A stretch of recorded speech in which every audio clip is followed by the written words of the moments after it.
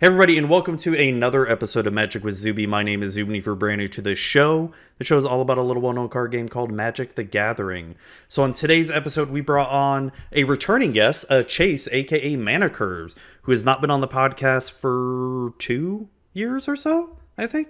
Maybe 3. It's been a while. I gotta look up the exact time, but we brought her back on because I just wanted to chat and chill, and we talked a lot of Commander and a lot of everything else, from therapy to master's degrees to D&D to traveling to heck of a lot else, and I hope you'll really enjoy it. But before we get into the episode, I do have a few announcements I need to make. You can find this show on Patreon, or you can find the show. Well, I guess you can help support the show on Patreon, because I'm really good at this introduction stuff. Hey, forget about it. You can find the show on Patreon at patreon.com/magicwithzuby if you want to help support the show in any way. You can find the show on iTunes, Google Play, Stitcher, TuneIn Radio, and Spotify. And on YouTube, just search Magic with Zuby on YouTube. And you can find me on Twitter at Magic with Zuby, on Instagram at Magic_with_Zuby. And you can find me on TikTok, because I'm like all the cool kids, at mtgzuby. And you can email me with any questions you may have at mtgzuby@gmail.com. And we are sponsored by CardSphere. CardSphere.com, the best place to buy, trade, and sell your Magic singles and sealed product out there. So get on that right now. Do it. What are you waiting for? Go do it now. And without further ado, let us welcome our returning guest, Chase, aka Manacurves. Hey everybody, it's Zuby here again, and I've brought on with me returning guest Chase, aka Manacurves, back to the podcast. She is currently talking to us in the void. How are you tonight? Good. How are you? Oh, doing good, doing good. It's been a while since I've had you on the podcast. I think 2.5 years, something like that. Definitely, I think about that. It's been a really long time. Yeah, and since then, it's because I remember when I first had you on. I think the thing that attracted me to you were your I can't remember what website it was on. It was your articles about mental health. Yes, that was on Masters of Magic. Yes, that's right. That's right. And I don't even think you'd really begun streaming yet back then, I think or so. I don't think I did. Yeah, I think I started streaming a couple months after that. yeah. Yeah, and so we brought you on then, and now it's like 2 years later. It's like, holy crap, you've blown up. You are like the MTG fairy queen now. I'm definitely something. Definitely something. I've been working really hard and doing way too much, but it's been really good and really fun. Oh, I know what that means. I know how you feel about that. It's and it feels like it's never enough. Oh yeah, Feels like you're just definitely. never doing it. I mean, like I've sort of stopped doing the streaming thing a whole lot. Because last year, just like everybody last year, it's like, there's nothing to do. Let me stream and podcast and stream every day, and now I'm just sort of getting back into a normal groove of, I don't like streaming that much. I like doing this better. Yeah. Streaming is definitely an acquired taste because you suddenly realize that you are running everything. Yeah, It right? can be a lot to handle unless you have some help. And, I have a little bit of help every now and then, but for the most part, it's just me. Right. So you play a lot of Commander, right? It's Yes. I feel like there's a huge difference in streaming Arena and Commander, because with Arena it's like turn on the game, look at the camera, have chat on the other side and whatever. That's about it, like still keep an eye on OBS, make sure not everything's going too crazy, you're not lagging too much. But with Commander, it's not only do you have like 3 other people you got to worry about, trying to keep the chat up and all that stuff, and also focusing on the chat. It just feels like there's so many more moving parts with Commander. There definitely is. Spell Table has definitely helped out a lot in that Oh yeah. regard, making it a lot easier to connect people. I originally used Discord, but they changed the way that they function. I don't really remember how, but it really threw a big wrench in how I functioned streaming. So we eventually moved over to Spell Table. And that does require, because how I do it, I do have 4 separate captures. I'm not just capturing the entire screen. So there's a little bit of weird balancing to it, but Oh for the most yeah. part it's pretty good. Yeah.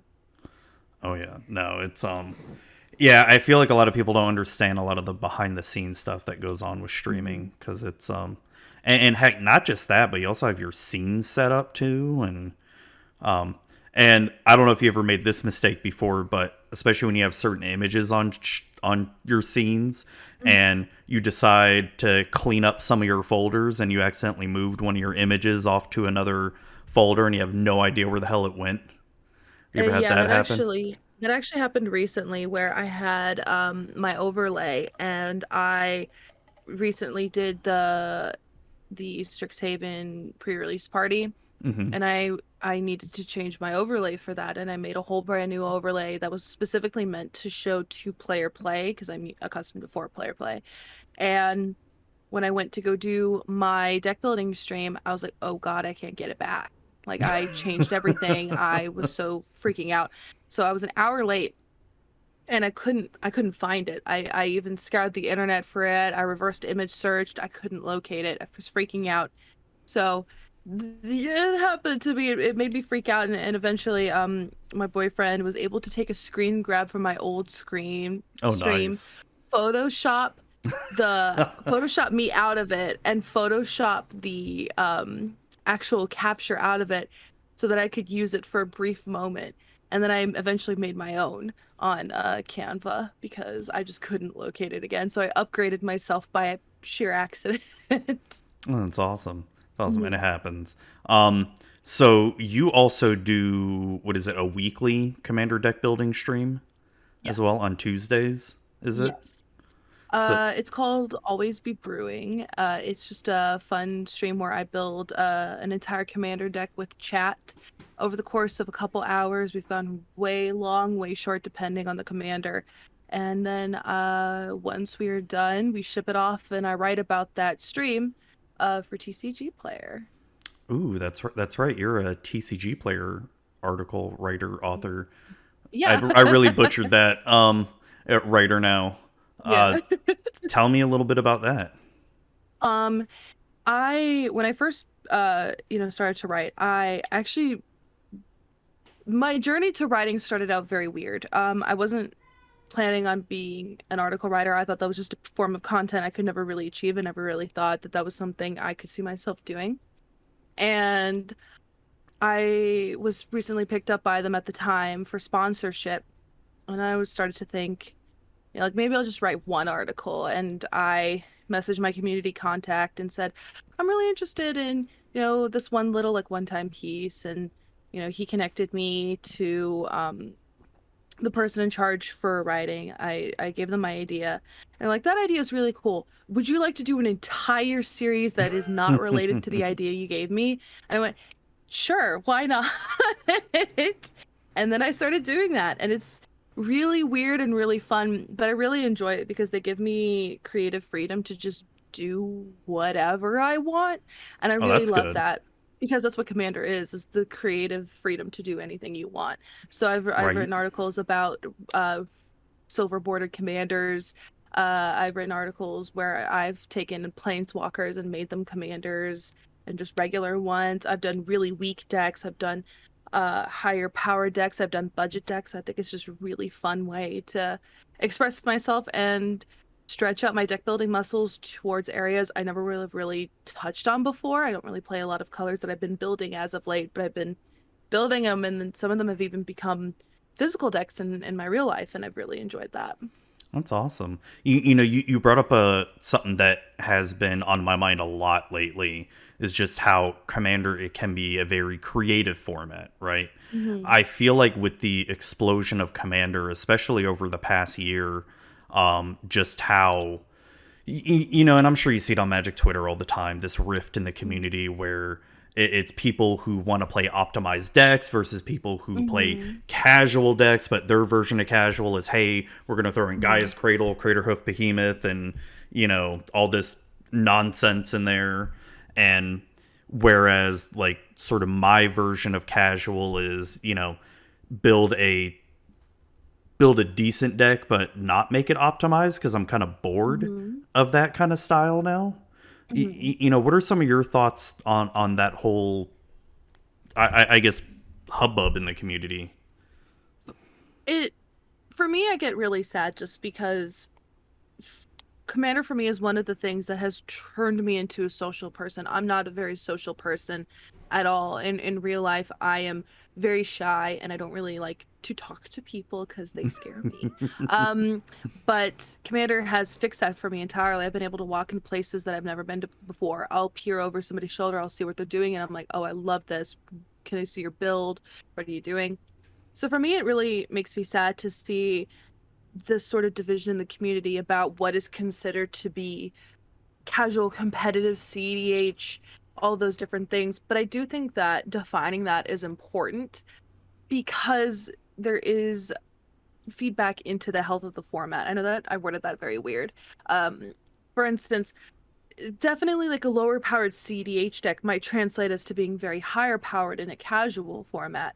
And I really think that that's what we need to really focus on is those rule zero conversations. I really heavily believe in the concept of rule zero, not as me policing, because I don't want to come across as me policing your deck, but I really think sitting down and saying what kind of game do we want to have, and then you go, okay, well, this deck can consistently win on turn four.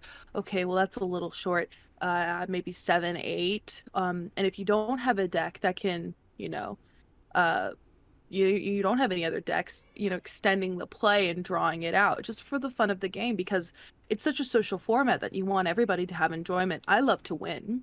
I love to win. I also like to really lose in cool ways too. But Yeah. for me, you have to define it in a way that doesn't make people feel bad about what they enjoy, because I do see a lot of discourse online making people feel bad for enjoying casual. It's making people feel bad for enjoying competitive play. They're two sides of the same coin. They feed into each other directly, I think. Yeah. And so being respectful about it is at the top of my list, but also having those conversations too, because I've played games where I've been, kicked out turn 3, and I was like, Hmm. well, I wanted to play. Yeah, I didn't even have the great of a hand. I just wanted to play. I think a lot of it has to deal with too, like who you're playing with as well. Like, Mhm. I have my little online play group, and we all pretty much know each other's styles by now, and Mhm. it's we can play high powered up to low powered and still have a really good time. But Mhm. I think with in person play coming back, before the whole advent of Rule Zero, it was just really you show up at LGS and just start playing. And then you'd Yeah. always get those assholes that are just pub stompers, right? They're going to bring, Grand Arbiter or Traxa or something out while everybody's just playing precons just to smack them down. And I I feel targeted because I run Grand Arbiter and Quain, and I used to have an Atraxa deck. So oh, no. Oh, I used to have a Traxa too, and my Grand Arbiter deck in all Inkland Customs glory. This I is love the that box. it's I have that box. I love that box. I love it, and Grand Arbiter is in it. So, Mhm. but I mean, I'm a Mhm. degenerate too, so don't Yeah. worry. It's No, you're good. I just definitely think that there are times where I have felt very salty and very angry because I feel like that even if the discussion was had, there was still not that level of communication that I think yeah, needed to be there. And I think that you're always going to run into people who either, listen to the rule and bring something too casual. I've done that before where I'm like, listen, y'all, I hear that y'all are playing this upper level. I'm play testing right now. So, feel free to dance around me. I'm not winning. I'm just trying to get the flow. And then yeah, there have been other times where I'll just take something, and I mean, if you go to Twitter, I was playing with Megan Sheepwave, and I whole breacher wheeled because I was like, oh my god, I've never whole breacher wheeled in my life. I have to do it at least once, and then I won. Thankfully, I won within that same turn. yeah, But you're gonna do one of those things at one point in your life. But I think that because content has been so heavily consumed within this 1 year period, people are starting to actually understand that there is a rule zero, and that Commander is that social format that needs to have that healthy relationship. Otherwise, you know, it's just going to be a bad time for everybody, not just, the the casual player. It's going to be rough for the competitive player too. Oh yeah, and with Commander Mhm. getting more and more popular, especially the past couple years, Mhm. it's how do you put this? It's sort of because I mean, people like to reminisce of, oh, back in the day when Commander wasn't popular, used to be able to build whatever you want, but decks are getting more optimized now. Mhm. Cards are being made for Commander purposes a lot more than how they were back in the day, and I feel like Mhm. that's fine. It's fine for that. It's gonna happen, and I Mhm. feel like a lot of the I feel like there's like a life path for people who are in Commander. Like when you first get into Commander, you want Mhm. something that's like really good, right? Because you want to Mhm. win or something like that. And then Yeah. your first few decks may be as optimized as you can make them. And then after a while, I'm at the path now in my life journey of EDH where I just want to make silly ideas happen. I don't Yeah. care. I don't care about winning at this point because I already have decks that can win and all that, and I just want to make stupid stuff happen. No, I actually would definitely agree with that. When I first started playing, I remember asking, oh God, because I used to work at an LGS, and I asked my boss at the time, I said, "What is the strongest commander you can think of?" And he just told me Niv Mizzet Firemind, and I was like, "Cool, I'm building that."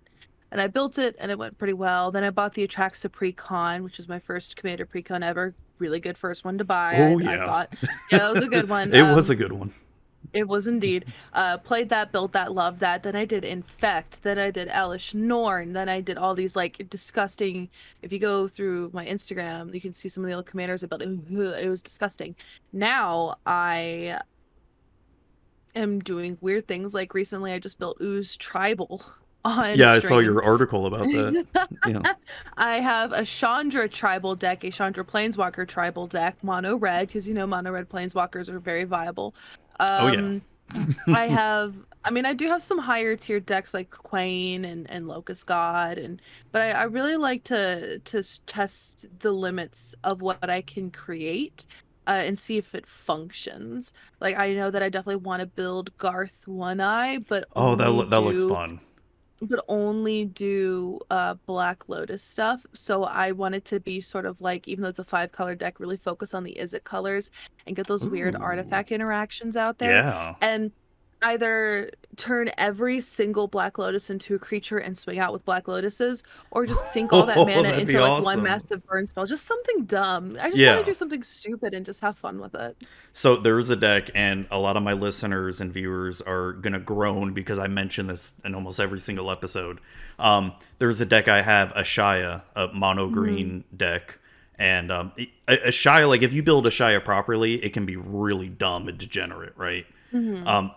The way I build Ashaya was she is the only creature in my deck. I have zero Hmm. other creatures, but I just have a shit ton of land. So I've basically thought of Ashai as like the Ents, the March of the Ents against Saruman in Lord of the Hmm. Rings. And so I just try to ramp up a shit ton of lands, animate all my lands, do, overwhelming stampede, and just swing out and win. And It's just fun to do yeah, stuff like that. and I've won plenty of times because people just ignore me and they're just like, "When are you gonna play a creature?" I'm like, "Don't worry about it, okay? Don't Hmm. worry." And then I animate 40 lands, and they're like, "Wait, what?" Hmm. Now that can backfire on you. I used to Oh have yeah. a land creature deck and then a board wipe, and I was sad because I lost all my lands. Be very careful when Oh you do yeah. that. Oh yeah. But it's just really fun to do the crazy stupid stuff. And like even in like competitive tier 2, it's so cool to do the crazy super fun stuff. I was recently on a CDH stream.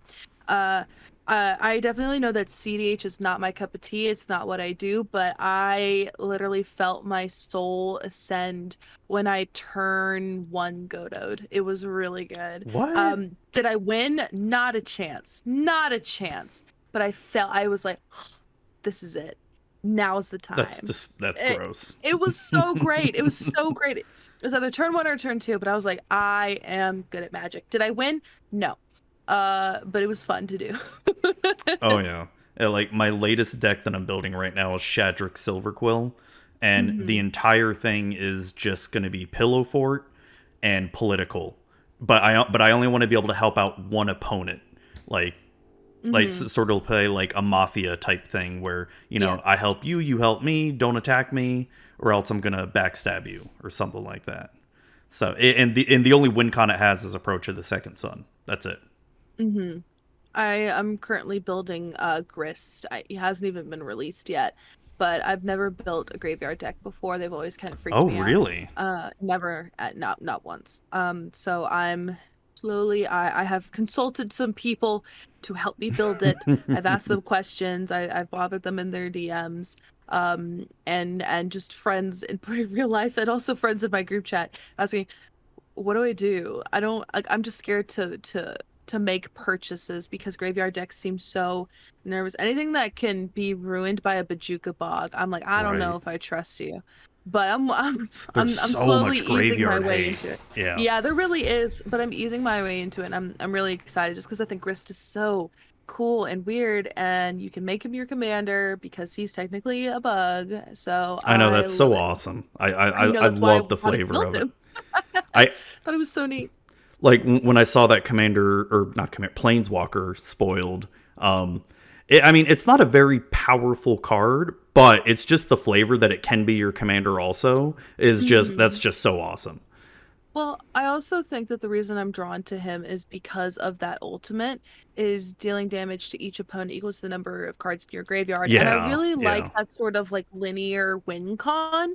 Hmm. I remember I did this collaboration a long time ago where I played a Grixis Artifacts deck, and there's that one Tezzeret that deals damage equal to the number of artifacts you have, and it just Oh yeah. wailed. Oh, it wailed. I like to deal damage. I'm a red player, so I'm very much like I just want to burn stuff to the ground, and that's what the vibe Grist kind of gives me is just very okay. Put stuff in graveyard, deal damage, and then you're good. So, do you still consider yourself more of a red player even after a couple years now? You Oh yeah. still your favorite color? Yeah, still my favorite color. I have definitely branched out into other colors, but for the most part, red is kind of my comfort color. I feel weird playing other ones. Like I have a mono blue deck. I don't really touch it. I can't do Mardu for some reason. Mardu just doesn't like me.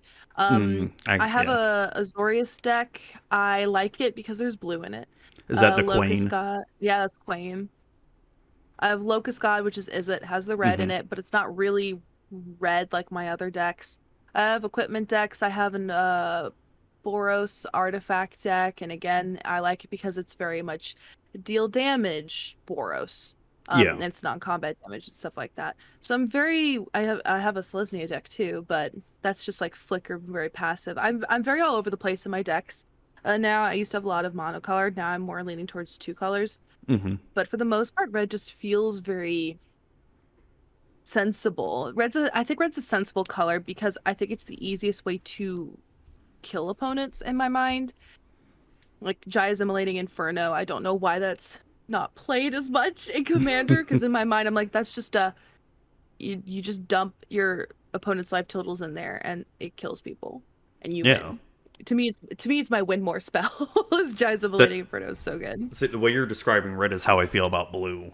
And Hmm. but over the years, like the color that I'd probably ignore the most would be black because I never just really liked that kind of play style Hmm. of like having to sacrifice your own life in order to gain power and all that kind of stuff. And Yeah.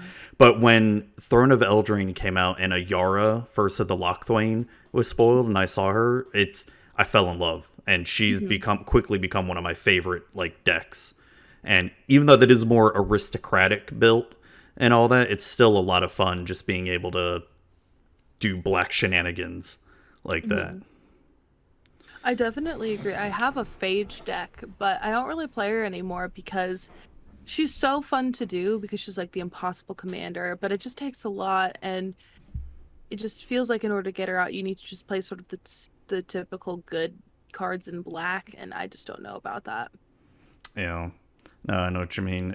Hmm.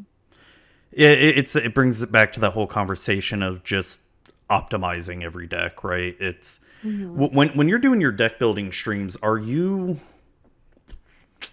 like trying to ignore all the really good cards that let's say you're building I'll just pick a random commander here. Let's say you're Mhm. building oh my gosh, let's say Animar, right?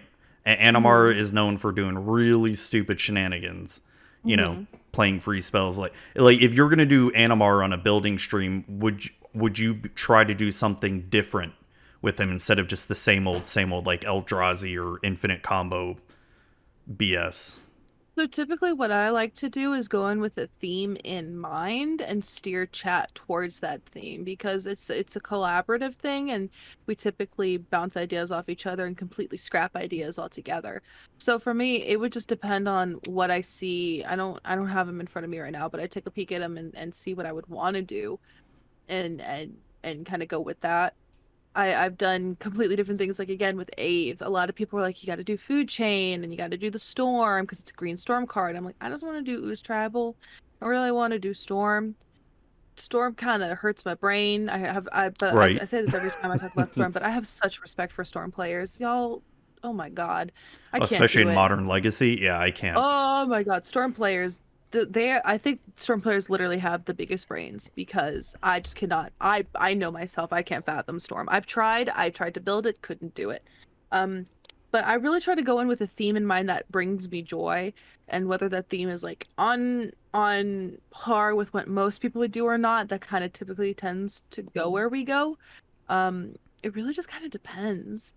Like I remember I tried to do a Yagantha build one time and we were just like, what five color shenanigans can we just shove in this and see what we can do? It just really depends on how perceptive chat is and, if they want to see me suffer enough. No, and you've done really well past couple years like building up a good audience of people and Hmm. what do you attribute that to? Being able to build an audience like that cuz I mean not every content creator can do that, and Yeah. it's what's your, secret tips? I really don't know. I really have no idea. I wish I knew. I wish I knew, because then I could just keep doing that forever and ever and ever. Um, I don't know. I'm really thankful that I have gotten to the point where I am because there are moments where I think that I don't really deserve to be at the point where I am. Um, I definitely am really happy with the the base that I've built up around me and the community that I've built within this community. It has just been absolutely amazing. The people who come to my stream are so kind and I know they know me, I know them. I talk to them about my personal life. I think that might have something to do with it is like when you because you know this and I think a lot of content creators when they hear this know this to a certain extent is that when you're in front of a camera you have to be on a little bit in some shape form or fashion you have to be a little bit upbeat and a little bit You have to be I'm here. entertaining, Yeah, yeah. you do it. You have to have that in the forefront of your mind. And that happens to me sometimes, but I really just try to be the most genuine person that I can be and really present myself. Um, I am weird. I like fart jokes. I am silly and stupid. I collect stuffed animals. I mean, I talk about my anxieties with chat sometimes. I talk about fears, imposter syndrome a lot. I let them know when I'm not feeling well. I think that's attributes a lot to it is that for me, I want to come across as myself Yeah. and be me because that's the easiest way I make content is that I'm dumb. I'm weird. I like to be dumb and be weird and make dumb jokes and have people hate them but still listen. And Yeah. I I really wish that I could think of other things, there's the sort of constant concept of like consistency and everything like that. I've had people attribute what success I've had to, my gender identity, stuff like that, how I present, how I look physically. There's a lot of different things that are, said as well. But for me, I really just try to be as genuine and weird weird as I normally am in real life. Because for me that makes me feel like, I don't have to be as on behind the camera because I'm just being me. No, I see where you're getting at because it's Hmm. and it's I sort of feel the same way because Mhm. you bring up a point, like it's pretty much one of the reasons why I stopped really streaming a lot, because of just having to Mhm. be on. And I That's a lot. feel it is, and I feel more comfortable in this one-on-one format here Mhm. instead of just Yeah. sort of talking to no one. And not that I'm not talking to anyone in chat, but you're not Yeah. hearing anything back. You know, Yeah. and it's just, and plus people don't want to watch me stream Arena anymore because I'm just like, fuck Arena. It's playing against some stupid bullshit deck, and you're like, nope, I'm done. I Mhm. I just log on for my daily quests and that's it. I definitely think that it also has to do with finding what brings you joy in the content that you make. Yeah. Because when I first started streaming, I started streaming Arena, and the reason why was because I thought that's how I'm going to do cool things is Arena. Everybody's doing it, and I see all these cool people doing it, so I obviously have to do it. And I Yep. did it, and I really clung to that for a while. I really did. I clung to that because I went, this is what I have to do, even though I am not at all. I don't play standard, historic, whatever have you. I'm not that kind of person. Those kinds of formats don't bring me joy. But I really clung to it for a really long time because I thought this is what's going to get me somewhere. And Yep. I Man, it just I know exactly what you're talking about because I felt the yeah. exact same way. It Arena is being very heavily marketed as the next big thing, and I definitely think that it is for specific people, and it doesn't really bring me joy. Really, it doesn't. Yeah, And because it felt like, as a content creator, like when it first came out, it felt like, oh shit, if you're not jumping on this, you're gonna be behind. Like, right, yeah. Wizards isn't gonna pay attention to you at all or anything like that, and Mhm. they're only gonna focus on the streamers. I was definitely of that mindset. Hmm. And then I took a leap during, I want to say, oh gosh, I think my first Commander stream was right before COVID started. I want to say like March of last year. I really am bad at timing. I'll have to like find all my analytics or whatever, but I remember thinking, well, I'm stuck in my house. I might as well try it. And I jerry-rigged my one webcam and asked some friends, do you want to do this? And we did it. And it was fun and it made me happy because I felt like I wasn't doing something that, you know, I was doing something that brought me joy. I was able to hang out with friends and forge new relationships and friendships Yeah. without being disingenuous to myself. And I think that's what made me really happy in the content that I make is that I can sit down and just be like, okay, it's time for me to play Commander, not it's time for me to stream. I think there's kind of like a key difference in there. It's like it's time for me to play Commander with friends or time with me to play Commander with these new people and have that fun. And yeah, you're still on for the camera and stuff, but for the most part, you're with your friends and the chat's like there in the background. It's like you're at your LGS at a table, but Yep. there's just a crowd around your table. No, I know exactly what you mean. That's how Hmm. that's what it had me enjoy Commander streams a lot more. Was Hmm. that my biggest problem was just trying to organize it all the Hmm. times, and Oh yeah. No, that that's still a part of my stress. I will say that yeah, I am that's not the best at that, but I make it work. yeah, it's been yeah, that's always fun. Not really, but no, but no, I'm glad to see you doing well for yourself, and Hmm. it's been it's been good. It's been good seeing the creativity, the diversity that's been happening, and yeah. So, what else have you been up to lately? Like, what about some non-magic stuff? What else is going on in Chase's life right now?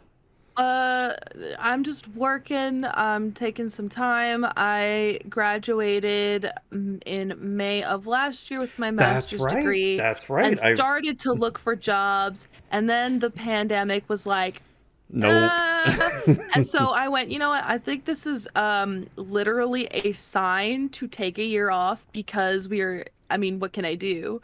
Um, my degree is in social work and I can't really perform, therapy in a closed room with somebody in the middle of a pandemic because you can't, that's we at the beginning no one really knew what it was. When I first started Oh my yeah. when the pandemic first happened, it threw my internships off crazy. It was a horrible mess, and I had to do so much, and I lost all my clients because of COVID, and it really broke my heart, because I lost them early. Um, God, and that for me, sucks. it made me really sad because of what I was doing. I loved it. It was stressful beyond belief, but I loved it. And then COVID hit. I wasn't allowed to do graduation. They said graduation would happen in December. Then that didn't happen. And at that point, I just was like, I can't, I don't really know what to do. Did I it ever applied for some, happen? well, graduation happened a couple months ago, but I didn't Okay. go because, at that point, I'm like, I already have my diploma. Oh, so then at that I point, really, it's just for show yeah, at that point. yeah, exactly. Because I already received my diploma in the mail, and I really wanted to obviously take the picture in the weird caps. Because when you have a Yeah, yeah. master's degree, you get a little bit of a different cap and gown situation than undergraduate. Um, but I wanted to work really badly, but I just felt like it wasn't the right time, and everything was freaky and scary. So I decided to take a year off, and only just now am I finally going, okay, I think that, we're a year later, I took my year off, I'm ready to dive back in.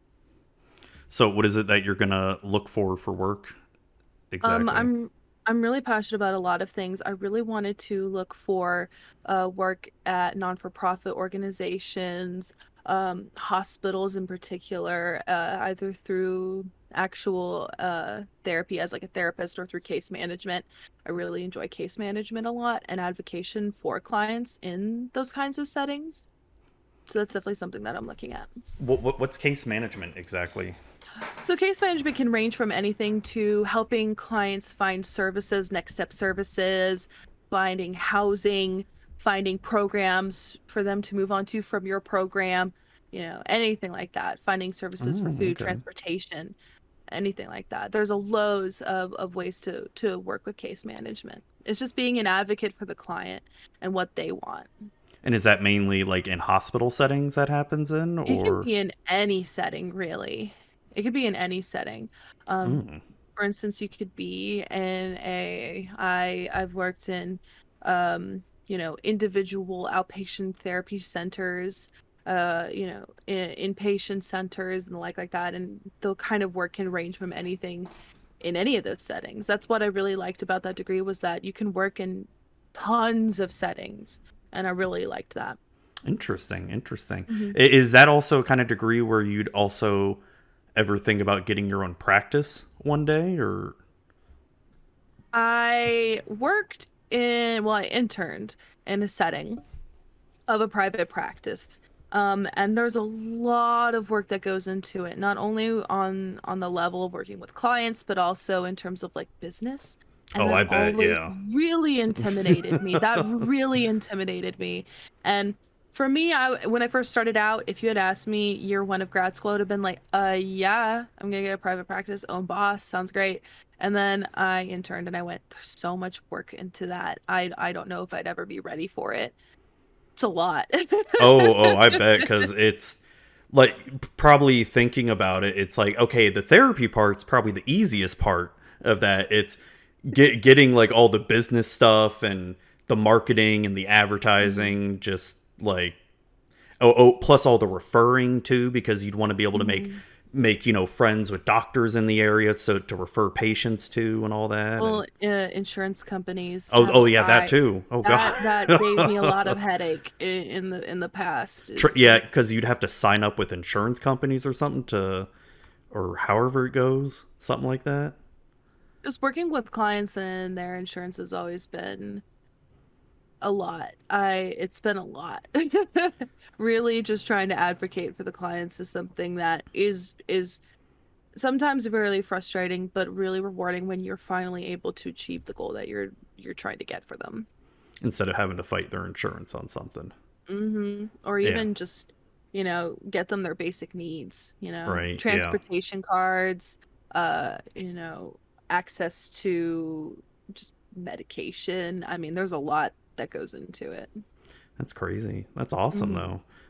I like hearing stuff like that. Hmm. So for case management, Hmm. is this also a type of degree where you'd be able to go for a doctorate?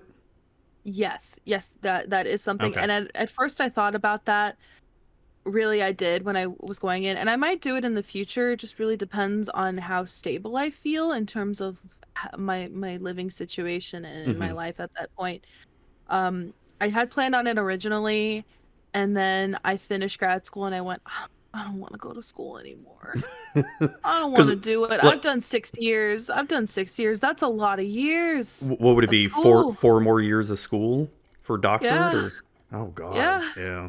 It's a lot. It's a lot. I mean, I don't think I can handle that. In this moment in my life right now, I know I couldn't do it. I remember being halfway through grad school going, I should have just been like my friends and just graduated with my undergrad and figured it out on my own. Yeah, yeah, it's because I eventually want to go back to school and get my bachelor's. I've only got Hmm. my associates in arts, but I'm not even the degree I got. I don't even use it at all for my actual day job. It's Hmm. completely useless to me. But it's Hmm. I still want to go back and get my bachelor's one day. But I don't know, I'm happy with what I do.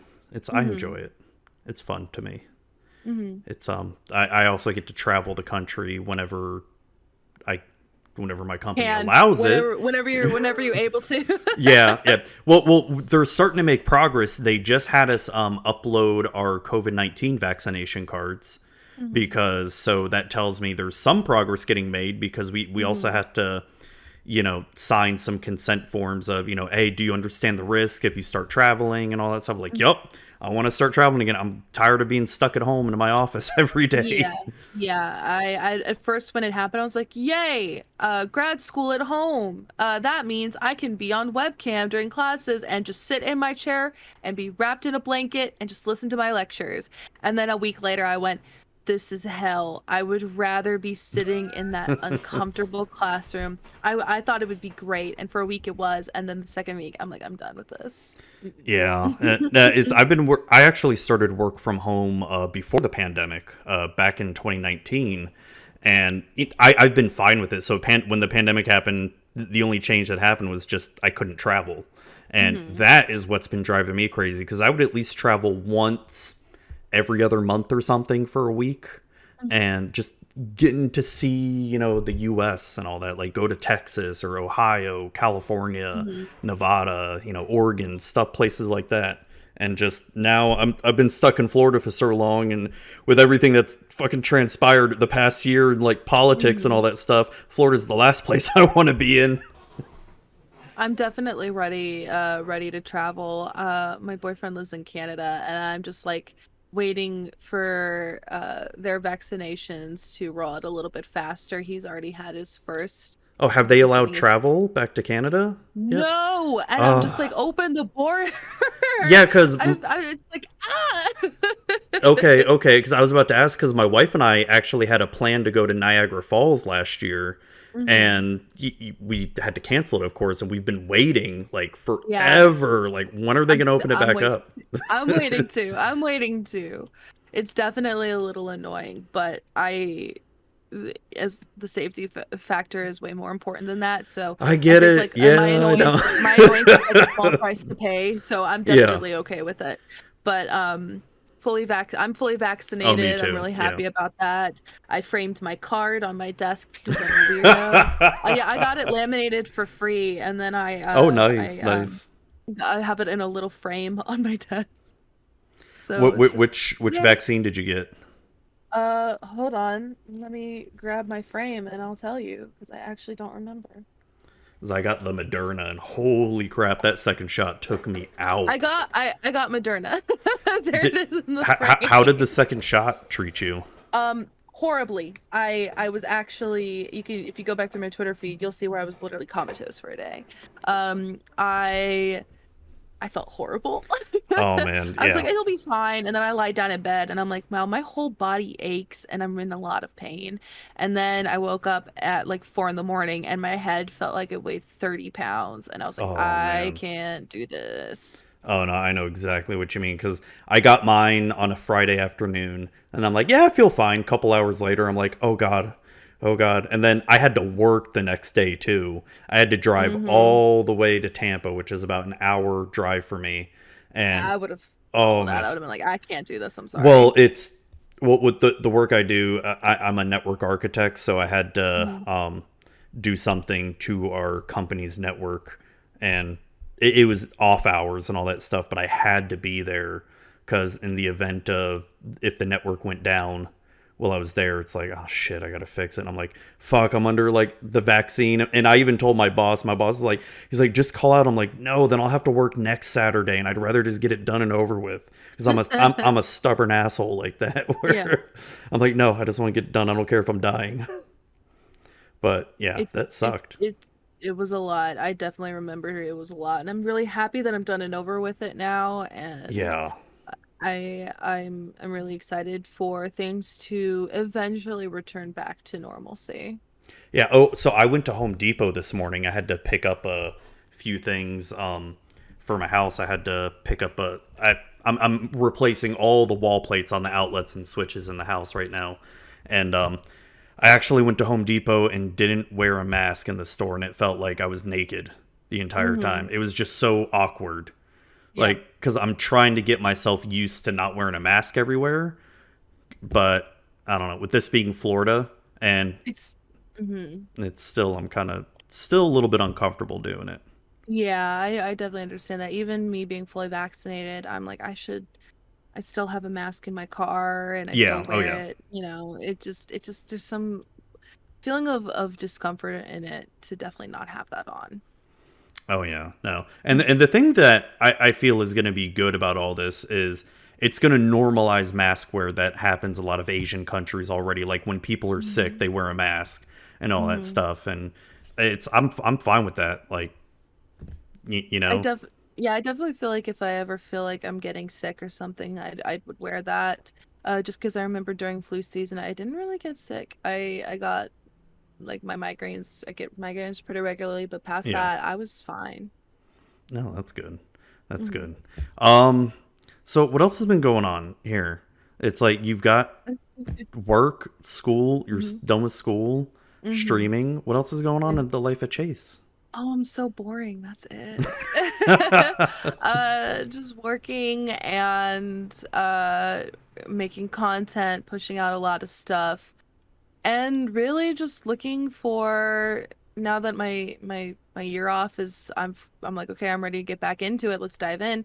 I've been applying to jobs. I'm getting ready to move. I'm Where are you just doing moving? stuff. Somewhere within the area. I'm just looking at new apartments in the area. Or to be honest, because I literally just started looking 2 days ago, yesterday or 2 days ago. Um, Anywhere. And I literally mean that anywhere. I'm like, I don't really like being in North Carolina anymore because I've been in North Carolina my whole entire life, and I'm definitely ready to, you know, find myself someplace else. I don't blame you. I mean, like it's my wife and I have talked about moving, and you know, I would have no idea where we want to move because as much as all the BS that we have to deal with in Florida, it's relatively cheap to live here comparatively. Like when we look at some other hmm states, hmm and because we've talked about moving out west, and I'm all like, hell no, we're not going to move to California. You know how expensive that shit is out there. hmm Oh my god, like the house that we have would cost like probably like over millions of dollars in California, and I'm all like, this house is not $1 million house, Yeah. but it's insane like the housing prices over there. But the oh shoot, where was I going with this? I just lost my train of thought. Wow. Um, So Just you're housing is stressful and oh yeah. freaky. Oh And yeah, that's right. That's right. Housing. Apartment hunting is apartments Mhm. going as crazy as houses are now? Yeah, I didn't think it would affect it that much, but it has. Some of the places that I've looked at within my area, have marketed one thing on their website, but then I'll call them and it'll be $190 plus more expensive. And then, the concept of utilities not being included, and for some Oh reason every god, yeah. place around me doesn't want you to have your own washer and dryer. So that adds up financially What? too. And I'm like, come on. Please just give me a break. I just want to leave. Man, Which is living why I went from North Carolina to I'll just go anywhere at this point. man, let me tell you, apartments are like or just renting is like the biggest scam where Mm-hmm. it's insane like how much it is to just rent an apartment or a house compared to like so I can remember when we were like dirt poor, right? Like dirt poor. My wife and I lived in this apartment, and I don't know how we freaking made it because at the time our rent was like over $1,000 a month, and Mm-hmm. I don't know how we made it back then. And then I see like the same kind of apartment, what rent's going for now, like 1,500 or something like that. I'm like, how the fuck are people affording this? And yet my mortgage is like you look at a mortgage for a house, it's like cheap as hell comparatively, you know. Mm-hmm. Like, how are people surviving this shit, man? I don't know, and I'm trying to figure that out as I'm trying to look for places. It's definitely a lot, and it's freaking me out a little bit, but I'm trying. It's scary because it's my daughter's gonna be 18 in July, Hmm. and she's gonna be doing college soon, and Hmm. doing the whole life thing. And I mean, I've told her like, don't feel like you're pressured to have to move out or anything. As long as you're working or going to school, we're never gonna charge you rent or anything like that. Hmm. As long as you're doing something and not just staying at home doing nothing. You know, but Hmm. man, it's because I feel like I'm an old man here. I'm only 34, going to be 35. But even like when my wife and I were looking for apartments back then, it was still expensive as hell. Like we barely made it through, and now Hmm. you look at how wages have stagnated, and just for like for all jobs, just how they've stagnated, and trying to get apartments down, like they're even more ridiculous now. Like it I like what the hell? That's It that's weigh all I it can say is what weighs the hell. it weighs very heavily on me. I will Yeah. definitely say that. It has been I would say the sole producer of stress and anxiety in my life as of late is going, okay, need to move, want to move, ready to finally, start using my degree. Mm-hmm. Oh gosh, everything is expensive. And it's very hard for Right. me as a content creator to go, uh, already I have income. They're like, okay, show me your proof of income. And I'm like, content. And they're like, that's not income. I'm like, but I have money. And they're like, no, you don't. Oh, that's right. That's right. Because you got to show like a W-2 or something like that, or Yeah, or I like a pay recently got stub or a something. I recently got a car. It was a used car, but it's new to me. And I remember applying for that was atrocious because I was like, this is all the funds that I'm making. And they're like, no, you're not. And I'm like, yeah, no, no, this is consistent over the course of however long. And they're like, no, you're not. You're not making money. I'm like, yeah, I am. They're like, well, it's contract work, so it doesn't count. And I'm like, but come But on. well, how does it not count if you're gonna have to Please. pay taxes for it? You know. I know, but it was so stressful. I'm like, please, I'm doing this. And they're like, no, you're not. And that was the most stressful, like 3-day period of my life was just trying to like figure that out. And now I have my car. My old car was literally on its last legs. And now I'm treating this one like it's made of gold. Well, 'Cause what's your new car? my car is a little Ford Fiesta.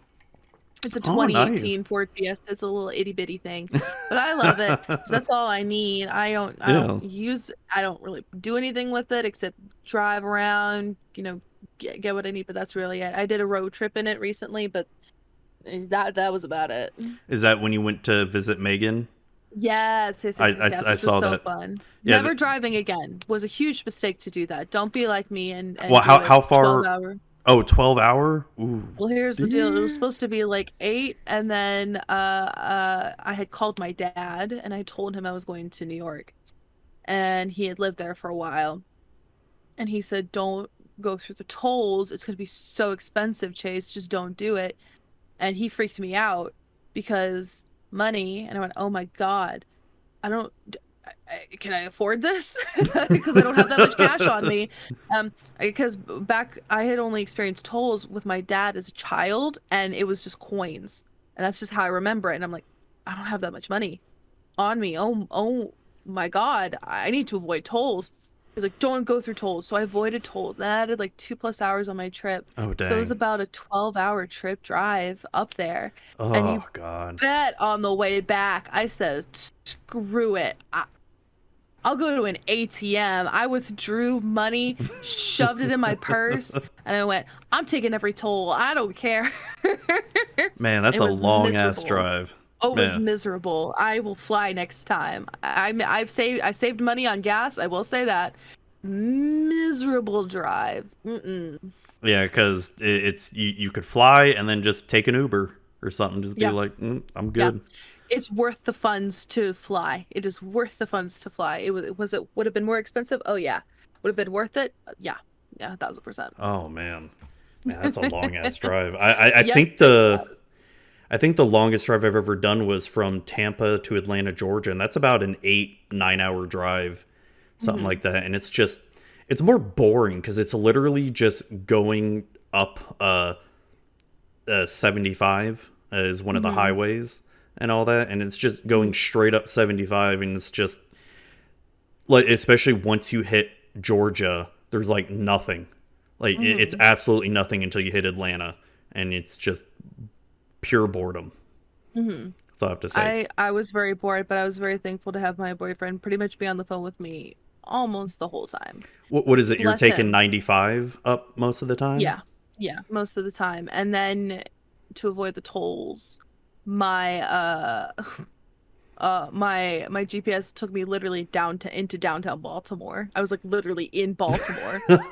And he was like, "Why are you in Baltimore?" I'm like, "'Cause to avoid the tolls." And then I ended up taking some weird backwoods ways. I don't know. I passed the National Cryptozoological Museum in Maryland. Oh shit. I wanted to stop there, but I was like, if I stop there, I'm gonna be like 3 hours even later than I already am. Um, I mean, I passed some weird spots. I'll tell you that on my way up. It was just Some I scary was spots. it was Please weird. please don't break down here. Please don't break down here. No, it wasn't so bad. It was just like it was either I got to see like I really couldn't even describe to you the route I took, but I was able to see like I saw the Washington Monument Oh, from like that's my car. cool. Yeah, I was like, okay, I'm getting some sights. I'll say that. Like at least I'm getting some sights. But like past that, past like the Washington Monument, I in the Cryptozoological Museum, it was just either I'm in a random city driving or I'm on the highway driving. And it was just one or the other. That was it. Wow. It was very boring. Oh man. Mhm. Oh man. Yeah. I mean, I'm happy about cons coming back and all that stuff, and I need to go to some like at least one con this year, but I'm really not looking forward to the driving though. I am both excited and dreading events picking back up just because I'm not a very social person and I want to It go to takes a these lot of events. energy. It oh my god. Well, it's just that I want to go to these events, but I just don't feel like I should be there, if that makes any sense. I can't really explain it because I really struggle with it, with feeling like I belong in places or, Yeah, the no. concept of friendships. I, Yeah, I I see really what you mean. struggle heavily with that. So I always feel like, oh, you know. I don't have any friends here, so I'm just gonna be by myself awkwardly, and everyone's gonna be having fun, and I'm just gonna be alone. And it's like, And then as soon as I you see someone you know, you latch onto them. You're like, oh yes, yes, yes, indeed, that is what is gonna happen. But I'm excited because I'm like, well, I obviously like the logical part of my brain is like, you have friends, and you know that you're gonna see them, and it's gonna be yeah, fine, and you're gonna be a little bit awkward, but you're gonna be fine. But then the other part of my brain is like, you will be nothing and you'll never be good enough. So, why even waste the money going? And then it's like, okay, well, you know what? That part of my brain has a point too. And it's just a Well, you know lot. what? I know exactly what you mean. The one thing that I have learned, or at least that I try to understand, because as content creators, we always try to strive and be our best and try to make the best as what we can, or at least we try at least. And I've come to the realization, I know my content is trash, but I want to embrace the trash. I am the trash. You I'm the become one. trash man. You become one with the I get in the trash. ring. And I just Yes. roll around in it. So, and Pull it's a just, Danny DeVito. yes, yes. Oh God, I need to watch that show again. But it's just really just trying to embrace that. It's there's going to be people out there who don't like it, but who cares, right? Hmm. If you're enjoying it, cool.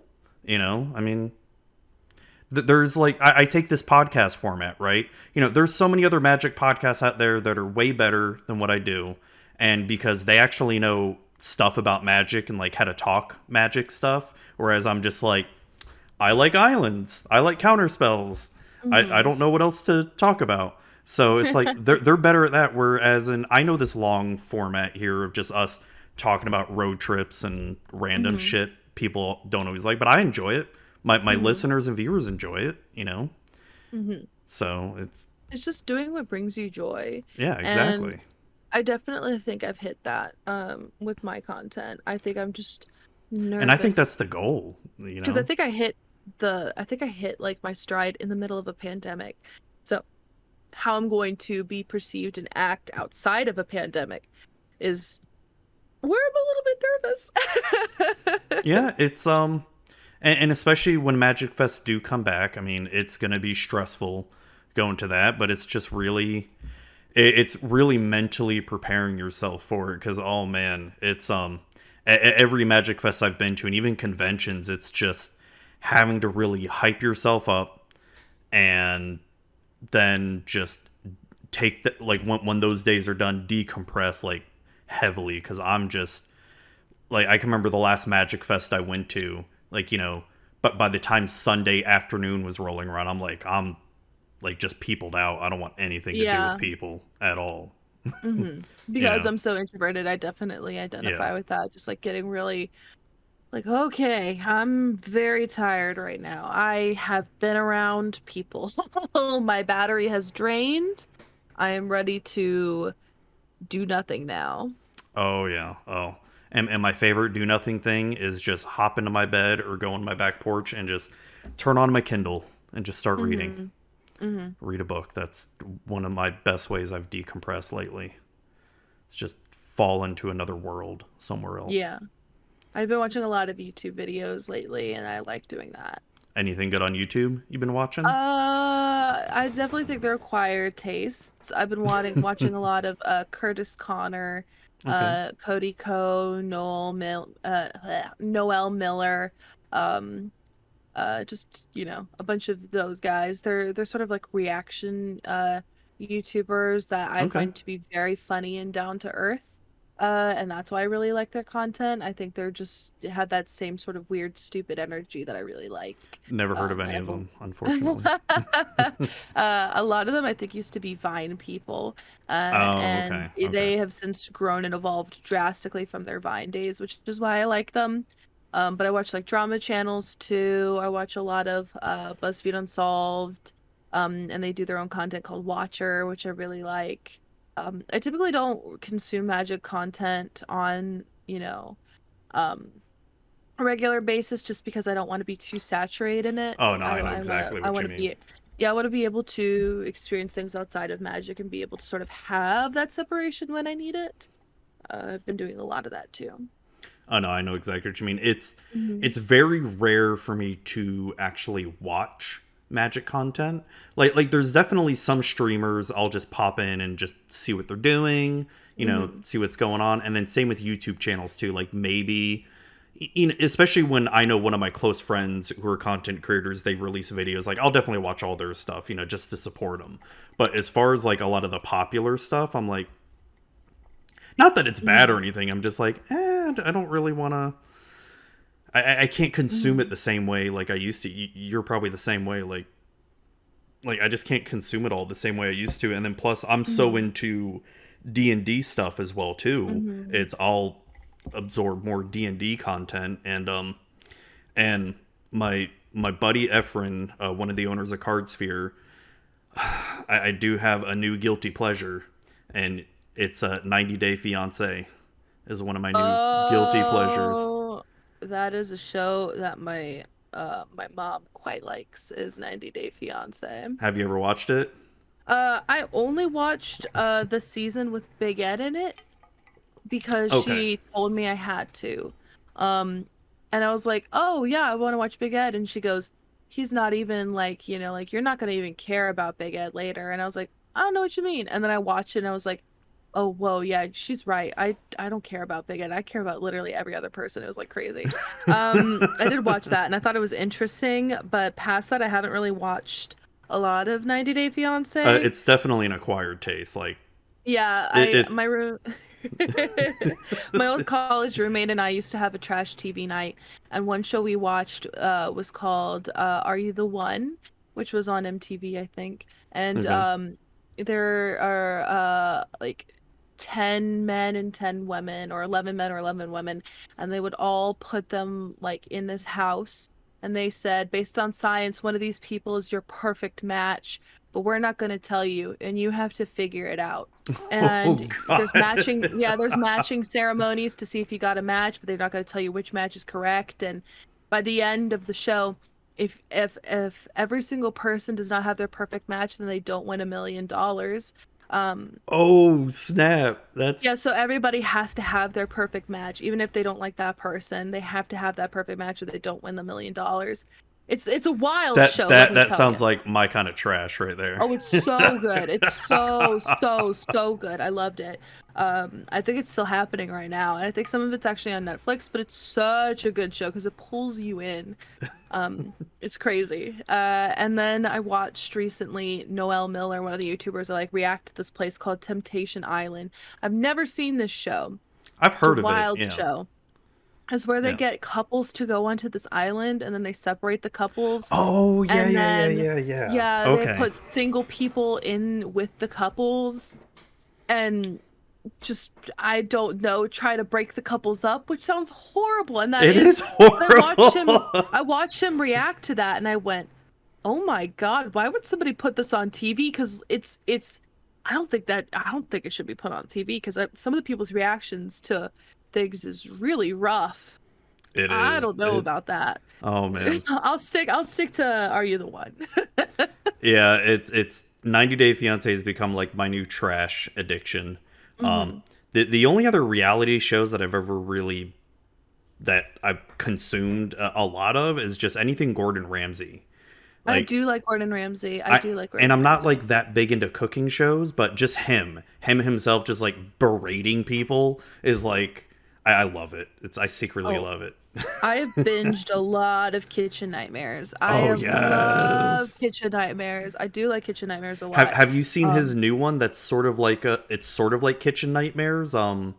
is It's it the like one where he travels the world or something? no, it's called like it's almost like the same premise as Kitchen Nightmares, but he has a day to try to turn around the restaurant instead of like a week or two. It's I called haven't like seen that. it's called like 24 hours in hell or something like that. Mm. Pretty much the same concept as Kitchen Nightmares, but Hmm. it's just him more berating people, and what's scary and the thing that always freaks me out with that is just anytime he goes into their freezers or their kitchens or something to see all the Hmm. disgustingness, like oh god, Yeah. like it just makes you wonder like how many restaurants have you been to where it's just like that, you Oh know? yeah, definitely. I've been watching a lot of anime recently Oh, too. which A ones? lot of anime. Oh my gosh. High Rise Invasion, Way of the House Husband, Full Metal Alchemist. I just started Demon Slayer because I God, tried to everyone watch it. talks about that.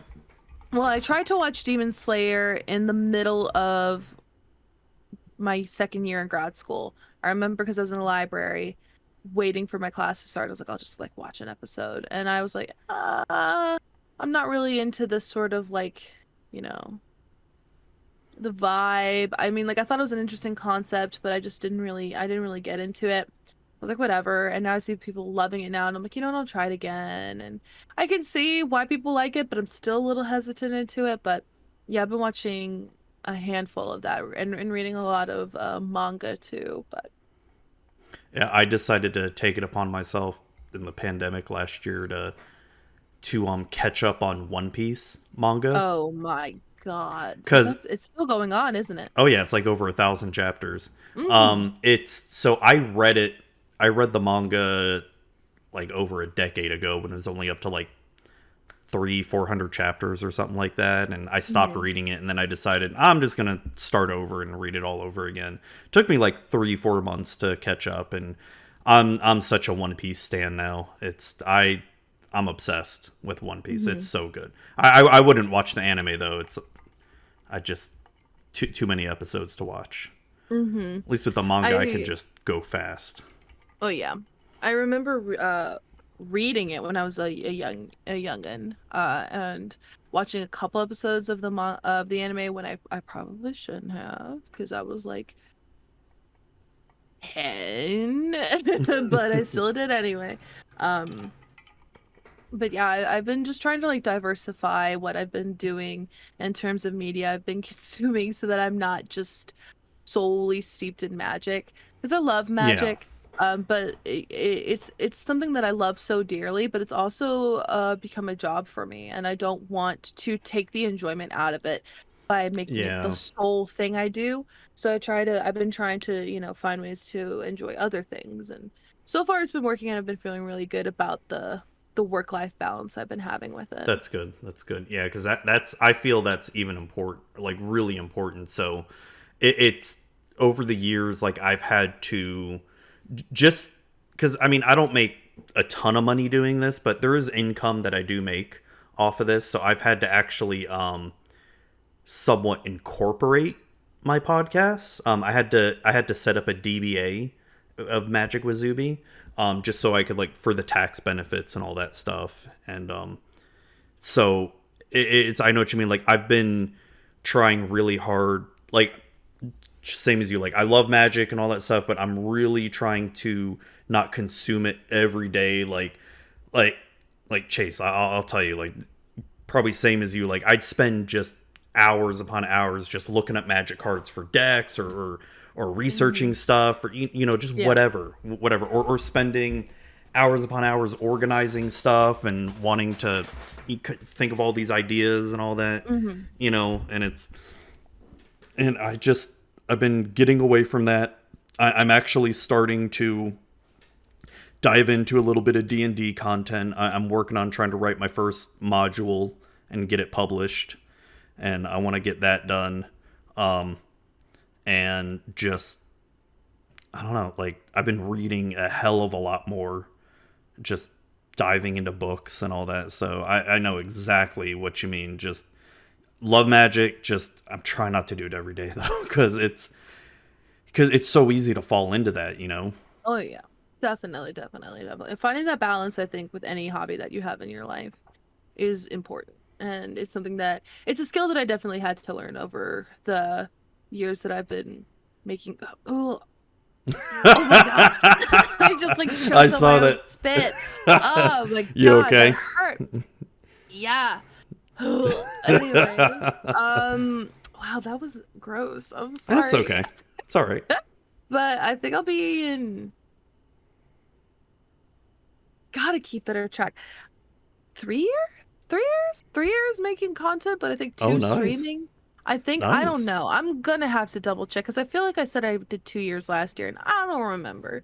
But I definitely need to find that because I don't remember at all. But It happens. Happens. Like this is the fifth year of the podcast of mm-hmm, doing it, and then like as far as content goes, because I wrote articles for about a year before I did the podcast, so I think like 6 years in content, mm-hmm, and yeah, no, I've loved the journey that I've been on. It's crazy because I've met some of my best friends doing this stuff, and got to talk to a hell of a lot of awesome people like yourself, and Mhm. it's just it would never happen otherwise, you know. Yeah, it's definitely weird to think about like my connection to magic and how fragile it was at the beginning because when I first was introduced to magic, it was introduced to me by my ex-boyfriend, my I remember boyfriend at the that. Yeah. time. Yeah, and I learned and had fun with that. And then our relationship ended. He had cheated on me, and I remember thinking, the ties to the game were so strong to him that I was never gonna play again. Yeah. And I don't know why, but I kept with it still. And then I just kind of kept doing it. I just kept doing it. I followed people on Twitter, started talking with people on Twitter, and that became my strong connection to Magic. Then I found friends in my area who played Magic. Then I went to my card shop and had a card shop, and it Mm-hmm. just built and built and built and built. And then I started making content, and then I made friends, and now my current partner I met through content. I mean, it's just crazy, like all of the things that I've been able to experience and the people I've been able to meet just because of that one moment in my life where I looked at my partner and went, "Oh, you play this game? Teach me." It's Yeah. it's very weird to think about that. No, and it's awesome because you touched on something. It just made me remember because how you say like you're introverted, you're quiet, and all that. Um, and I feel very much the same way. I don't know if that's hard to believe because just the way that I talk and all that. Mhm. But I'm very, very. You ask my wife, it's like outside of this and outside of like content or outside of my job, because my job I have to be very talkative because being a network architect, I have to constantly be planning stuff, talking with engineers, meeting with project teams and all that stuff. So I'm constantly talking like every day. And then like as soon as work is done, I'm just sort of like, I don't want to talk. And Mhm. like when my wife and I are out, she does like all the talking for me for the most part because I'm like I because I'm so exhausted by then. But where I'm getting at is doing this podcast here Mhm. has helped me tremendously just being able to talk to people because I can remember being in therapy and I remember one of the sessions we had was just like how I had such a hard time just striking up a conversation with someone random, right? And Mhm. it's and I remember my therapist gave me the like homework to next time you go to a restaurant, just start talking to people or something. Like just even if it's like, stupid small talk. And I remember doing that and then I think shortly after I started this podcast at some point and it's been like night and day difference. Mhm. Even though a lot of times I'm just like outside of this, I'm like, I just don't want to talk to you. Mhm. You know what I mean? You're just like, Yeah. I just don't want to talk. I'm good.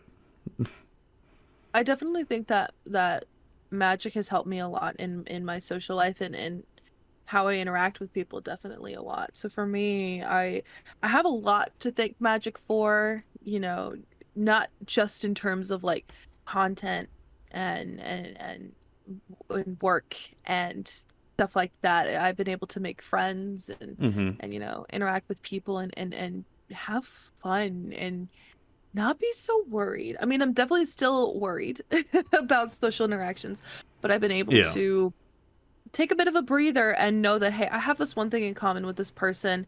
And I know that if they like it, they're going to be just as jonesed about it as I am. So let's just talk. Yeah, It's nice. exactly. It's really nice to kind of have that sort of at ease put in your mind, that sort of ease put Hmm. on the conversation. You don't have that weight on there like you normally would. Exactly. Exactly. So the next set coming up is the D&D set. Hmm. Have you ever played D&D or anything? Can't remember if I asked you this. Yes. I have. Okay. I have been doing a D&D stream on and off, and I'm about to do a casual just D&D campaign with some friends too. So I Nice. am actually really looking forward to this upcoming set. Oh my god, I'm so am I. beyond excited. I want beholders, I want weird things, I want gelatinous cubes, I Yes. want the weird stuff. So I'm very excited. Oh my god, I'm like so pumped about it. Hmm. Like I don't know. I can't wait. I can't wait. I don't know what the hell else do I say. They so I just saw today that Amazon accidentally put up one of the next campaign books for D&D, and it's a Strixhaven campaign setting. Ooh, that Ooh, sounds fun. I can't wait because have you seen the Ravnica and Theros campaign setting books? Yes, I have. I I have. love I'm them. actually trying to get one of my friends who's a D&D person to get into Magic via those books. I'm like, hey, this is kind of like what my world's about. You should take a peek at it, and if you like it, you should play Magic. Oh yeah, and it's those books were amazing. I loved them. Hmm. I've taken ideas from them and put them in my games, and I'm so excited about the Strixhaven book now. I'm definitely really looking forward to see what is coming up with Wizards next and what's going to happen Oh because man, right? so much has already happened. The Year of Commander's over, and we're Is it already. though? It is. I would say it is. We're getting different products, and while We Commander are. is still going to be heavily at the forefront, I'm really happy to see Modern get some love and seeing what really comes forward with that too. That's something that I'm really excited to experience, just because I don't know, now that events are going to slowly trickle down and we're slowly, meeting the end of the pandemic. I'm really excited to see what the future holds and what everyone's going to be doing, including Right. Wizards. Right. Oh yeah. I'm pumped to see what else they got coming out. I mean, with oh okay, I just got to say like this year of sets. I know even the D&D set and the Innistrad sets aren't out yet, but they've Mhm. hit it out of the park so far this year with the sets that have come out. You know, we've had Yeah. Kaldheim, Time Spiral, Strixhaven, which Pixie and I completely, pooped on with Strixhaven at Mhm. first because just the sound of it just sounded Mhm. so Harry Potter and corny and all that. Mhm. But when it finally got released, I'm like, all right, I love it. I'm a Silver Quill, through Yeah. and through. It's but and Modern Horizons look like it's going to be another home run. Oh D&D yeah. set is going to be like probably the best set in all existence. I definitely think it's going to be a set that people are going to remember and talk about a long time, kind of akin to Lorwyn. I was Oh yeah. around for Lorwyn. I was able to do all these cool things during Lorwyn.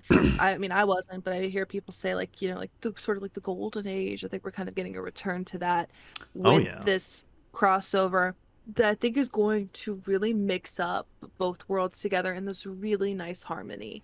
I'm Oh very yeah. excited for that. And it's been a long time coming because you remember Mishi, right?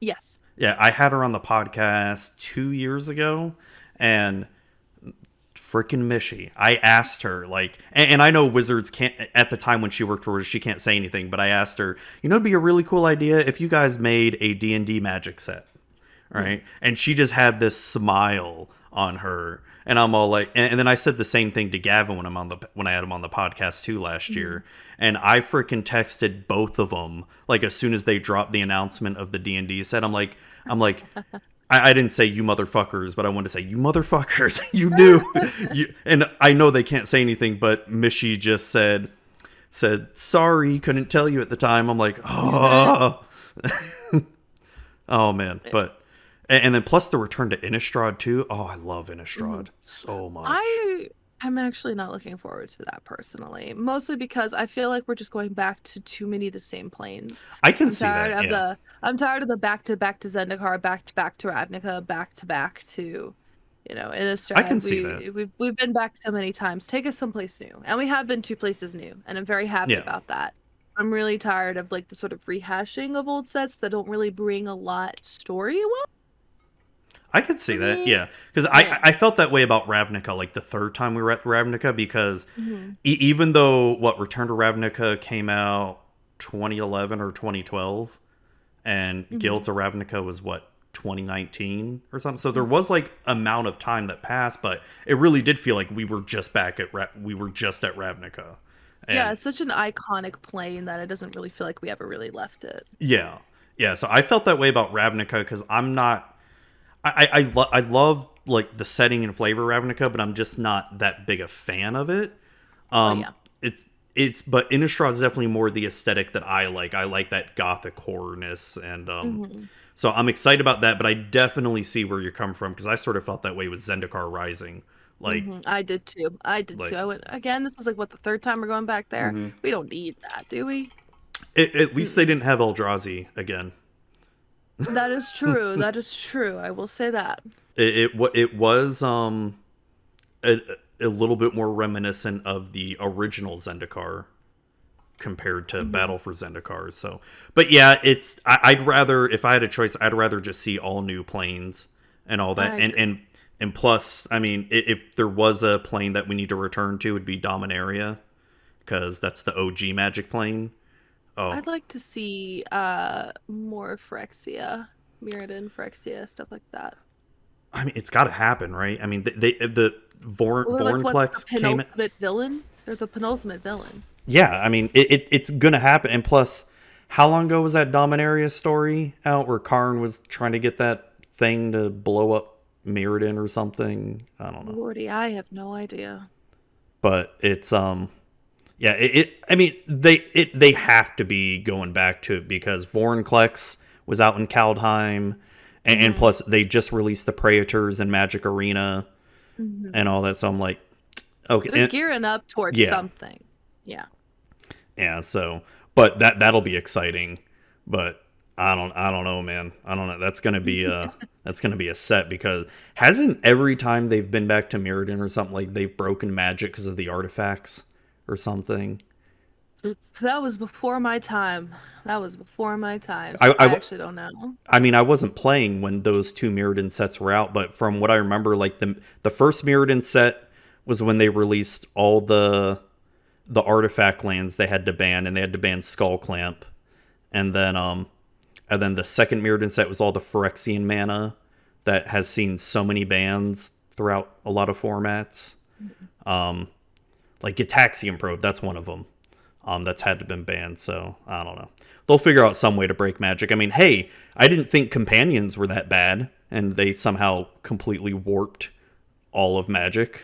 I know people really like companions. I don't really play with companions, so I'm really not sure how their impact is on the format, but I know some people do really like them.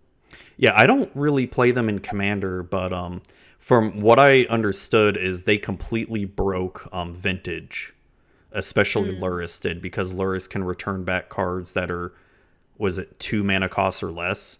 I So you believe so. Very so cheap. you could just keep getting like your Black Lotus back over and over again and all that stuff. That's Which pretty is very broken. good. That is very good, yes. Pretty decent, pretty decent. But yeah. It's I yeah, I gotta say Wizards has been killing it lately. Oh yeah. Excited to see what they're coming out with.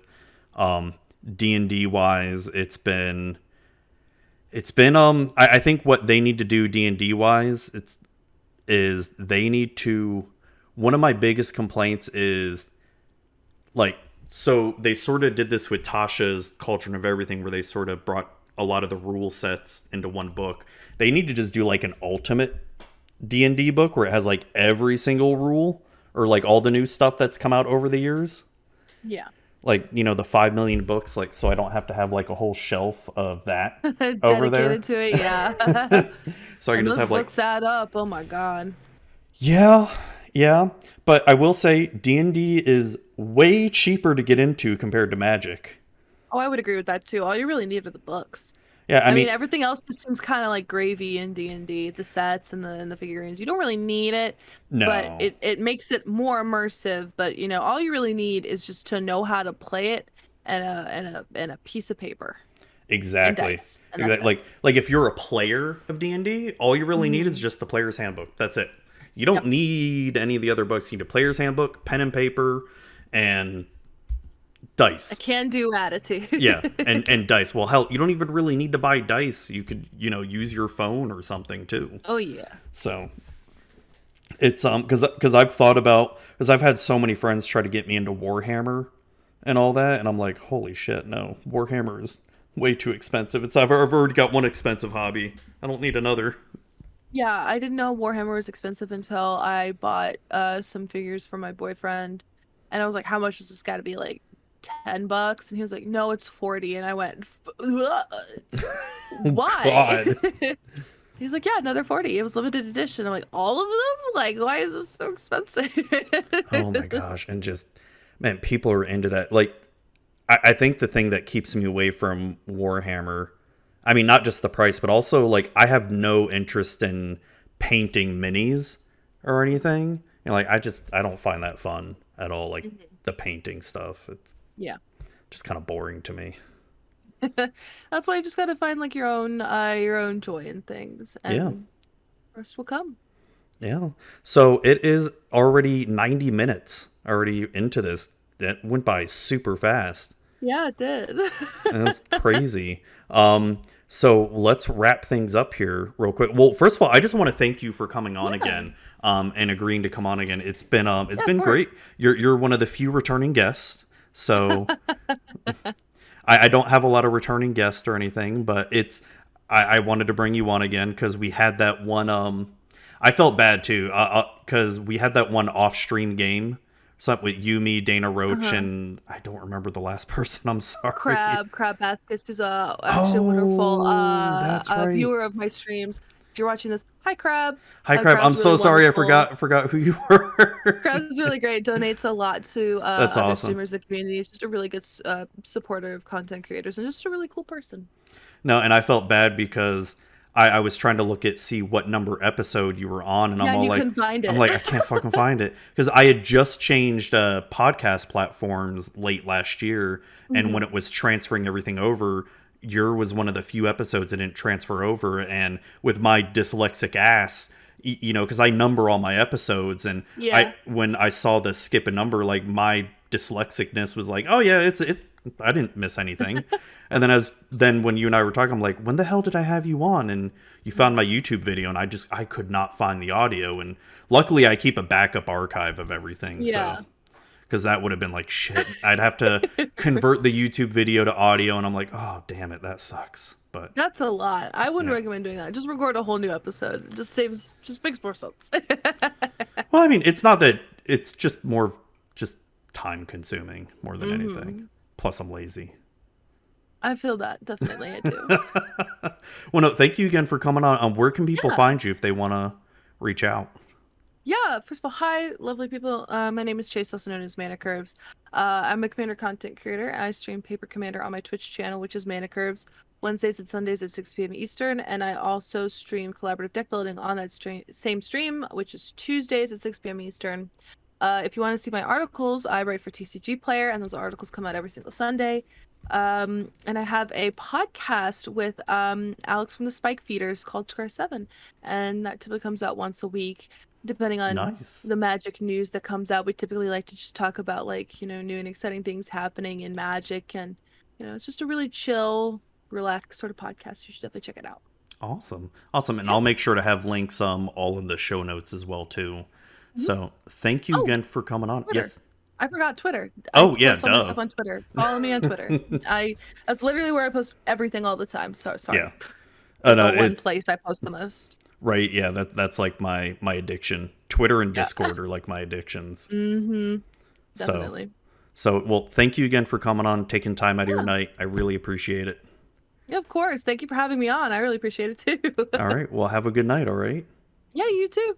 Hey, everybody, and thank you all for watching this episode. Hope you all enjoyed it as much as I did. Chase is a really cool person, and hope you all enjoyed the episode. And, I enjoy these kind of episodes where it's just more chill and relaxed and all that stuff. And that's one thing I like with bringing returning guests back, because we were just sort of have that rapport and all that. So it's just a little bit more, instead of just asking some of the same introductory questions, now it's just more, hey, chill and chat type thing. It's what I like. So I want to hear from you all. I used to do some of this more in the early days where I wanted to hear from you all, and I suck at this stuff. I suck at trying to keep up with it all, because I'll be honest, doing this as a one-man show sometimes gets a little bit hard, and you forget a lot too.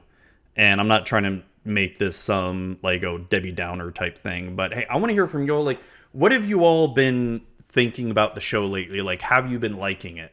Either comment below or send me an email or reach out to me via Twitter or Instagram. I want to hear from you all, like, what you like about the show. What are some things you would change? Anything like that. And just let me know. Any kind of criticism is welcome. Just don't be a jerk or asshole, and we'll be good. We'll be good. All right. Good. So thank you all for listening and watching. You're all awesome, and hope you all have a great night.